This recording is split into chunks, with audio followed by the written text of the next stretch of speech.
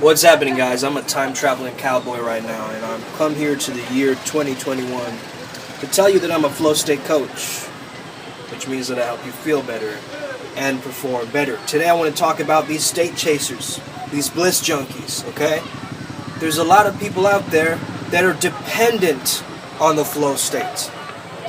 You can't be dependent on something that is momentary, something that is temporary. This is more of a game of stabilization. You gotta drill to the bottom of the well. A man who chases two rabbits catches none.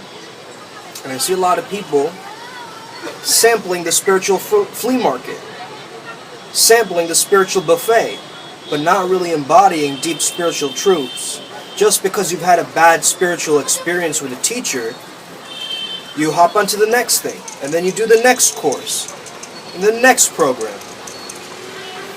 And this kind of hopping from practice to practice, from technique to technique, from tool to tool, just takes you away from your core truth and your beingness of your flow state mechanism, because you are all of it. You are the eternal. You are the universe experiencing itself. You know, one more way that I see this being manifested, the state chasing, is these people who constantly want to look for the next nootropic drug supplement. They want to find out, okay, hey, have you gone to Peru yet to try ayahuasca? And they're always trying to, exchange entheogens and talk about Burning Man and all this kind of stuff to just chase that good feeling instead of embracing and living from it. Who needs DMT when I am DMT? It's produced in my own brain, baby. You get what I'm saying? How can we access that and be able to use and consolidate that without the use of some neurochemically enhancing substance? That's the real mission of the Flow Jedi. Now you can experience that. There's nothing wrong with that. Of course, explore your own subconscious mind. Do what you need to do. But don't make it this crutch, this psychological crippling effect in terms of your own self-image and your personality of a person who's just chasing this neediness and this desperation for a feeling of the ecstatic bliss that is outside of you, but really it's inside of you. And when you can be a land swimmer, when you can be the type of person that can truly make you feel good even when you're not feeling good. How you can love yourself when you're the most unlovable, and when you can be yourself when you feel deeply inauthentic. That's when your true flow traits comes through. That's when it starts to shift your personality to create your personal reality. And the more you can remind yourself of that truth, the more you can go from a flow state to a flow trait. Now that I've verbalized that, I want to speak a little bit about how you can turn your bad day into a good one. I woke up this morning today and I felt terrible. My head was throbbing.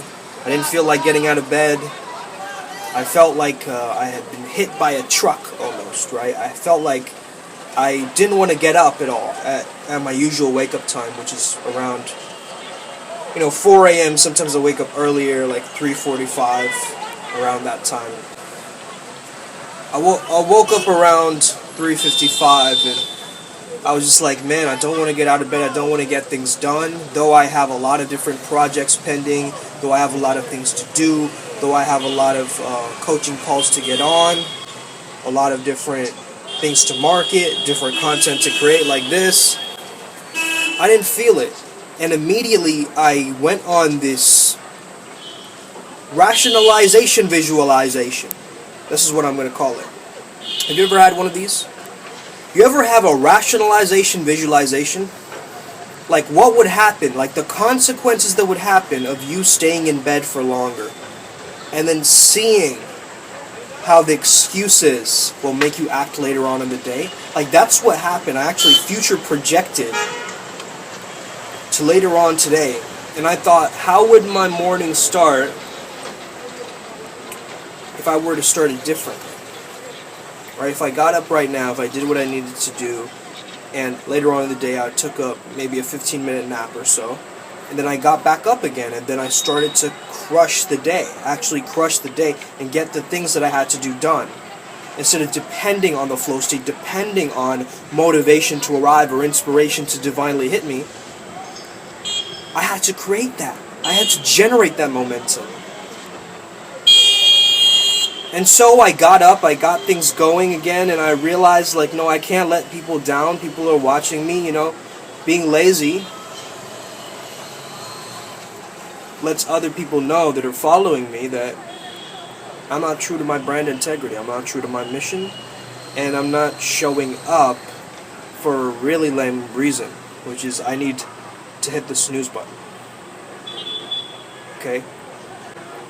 So, how does this teach you about how to transform a bad day into a good day? When you have these rationalization visualizations, and you see all the excuses pending up and all the things that are going to happen, I want you to really get deep into that choice point, that place where you can decide to choose the intention of flow state, to choose the intention of having a great day and a great feeling within the body, and not depending on the feeling.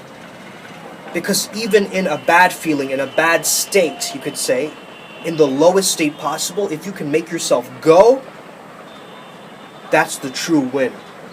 That's the true achievement. That's the true accomplishment, you could say. Sure, we accomplish something, we make a great sale, we do a great thing, we get the girl, we do the, task really proficiently and efficiently. But I think when you're at the lowest of your low, where you're so tired that you can't get up, where you feel like you can't do it anymore, where you feel like giving up, and then you take action anyway, that's the real builder of character. That is the true resilience that is going to push you forward. So, I want you to ask yourself in those moments, what can I be doing to take a decision anyway? Even if it's a small micro commitment. That I can lean in to the resistance rather than running away from it and chasing the next high, but instead really embracing the now. As bad as the now is, if you're feeling anxiety, what do you love about it? You can always find something that you love, even in the moments of discomfort and pain. Maybe it reminded you of something, maybe it gave you more time to do something. Maybe that injury sparked some really wild epiphany in your mind that got you closer to where you want to go and skip a learning curve. Maybe you took a new course in that time, whatever it was, it taught you something. What was the lesson? What was the lesson? What was the lesson? And let me tell you something that I want to leave this video on, which is going to maybe give you some extra energy today to really crush it. And this comes from Cowboy all the way from the future. Success doesn't care about your feelings. Success does not care about your feelings. Success does not care about your state. It's nice to generate the flow state, but that happens through consistency. Consistency creates creation. Consistency creates creation. Alright? And success does not care about how you feel in the moment. It cares about the results. So if you're feeling low but you took action anyway, ooh baby, you're closer to the results. You're closer to that success stream and not the mainstream. The success stream is way better than the mainstream, let me tell you. Let me tell you! Okay?